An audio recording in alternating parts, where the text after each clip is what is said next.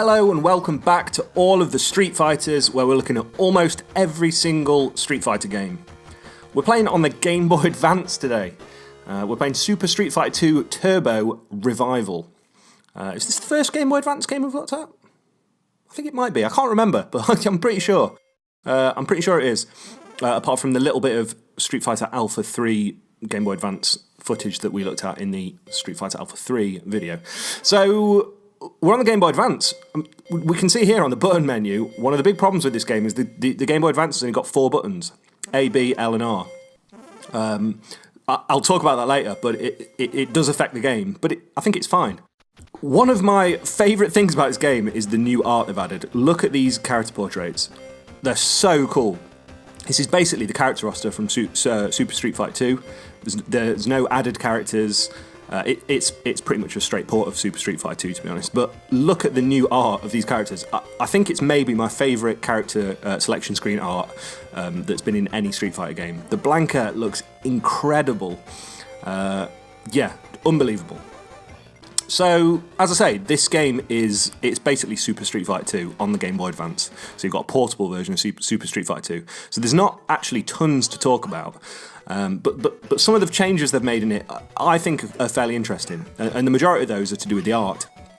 So, as I say, the character select screen, the portraits are very different. And you can see those reflected on the health bars at the top of the screen. The character sprites themselves are lifted directly from Super Street Fighter 2. There's very little changes there, apart from scaling them down to look good on a Game Boy Advance screen, of course.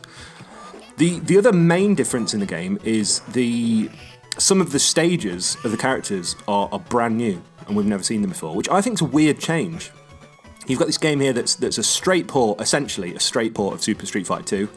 It's got the same character roster, the moves are the same, it plays exactly the same as Super Street Fighter 2 Turbo, but they've changed the stages of 5 characters. Just 5. They haven't changed everybody's stage. They've changed Ryu, Ken, Zangief, Guile, and M. Bison. And then Chun-Li's stage that we've just seen there is lifted directly from Street Fighter Alpha 2.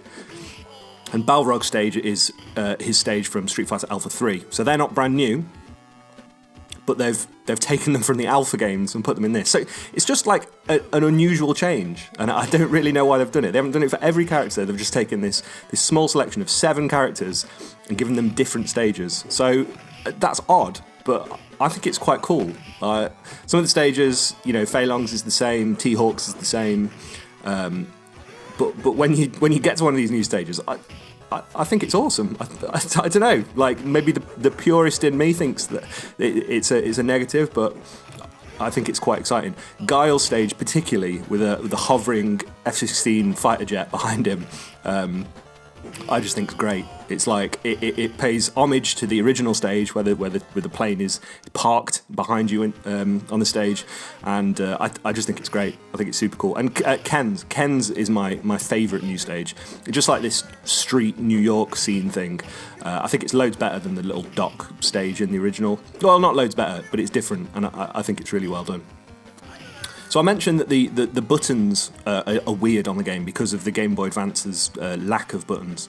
So you've got A, B, and L and R on the Game Boy Advance, and as we know, Street Fighter is typically a 6-button game, 3 punches and 3 kicks. So the way they've got around this is, by default, you can change all these controls, which is quite nice, but by default, L and R are heavy punch and heavy kick, which is exactly the same as on the SNES and on the PlayStation, not on the Saturn because that's got 6 buttons. But if you're playing Street Fighter with a controller that's only got 4 face buttons, generally L and R are the heavy ones. So that's pretty standard. So then you're just left with A and B. So what they've done is A is kick and B is punch, and if you they're light punch and light kick, and then if you hold them down for like a second, it'll do the medium version.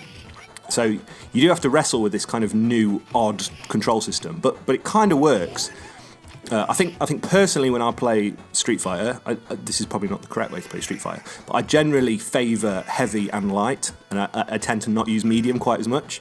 I'm using heavy when I want to do a lot of damage, and I'm using light when I want to be quick.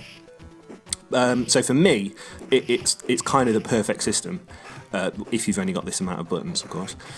So you're just holding down the button slightly longer to do a medium attack, and I think it's probably the best they can do with the limitation, and it's fine. So they have brought back the bonus stages in Super Street Fighter 2 Turbo Revival. It's a long title, isn't it? You've got the beating up the car thing here that E Honda just absolutely smashes because of his 100-hand slap. So that's nice that they've made a return. Stuck it in Guile stage without the plane floating in the background. So not a great deal else to talk about with Super Street Fighter 2 Turbo Revival. It's essentially a straight port. I think the notable thing is that it's on a portable console, which in these times, with the Switch available on the market, that seems less impressive.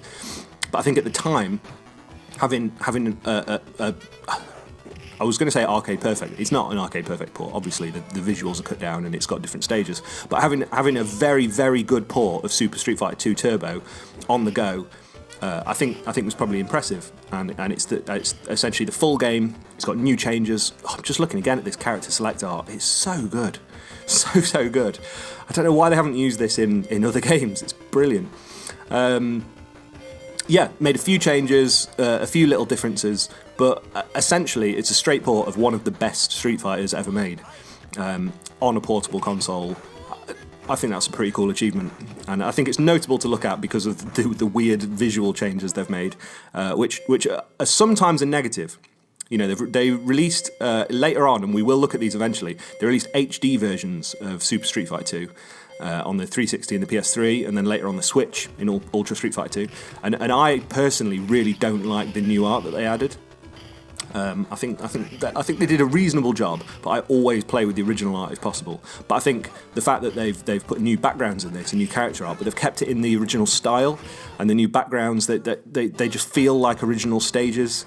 I'm totally fine with it, and I actually really like them. So that's Super Street Fighter 2 Turbo Revival.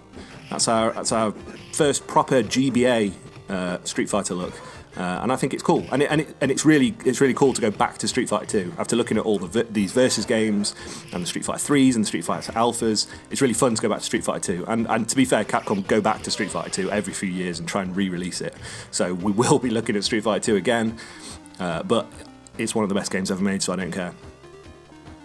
Thank you as always for joining me for all of the Street Fighters. Next week we'll be going back in time and we're looking at Super Gem Fighter Mini Mix, which we completely missed from 1997. So we're going to go back to that. But yeah, thank you for joining me, and I'll see you next time on another exciting edition of all of the Street Fighters. Bye.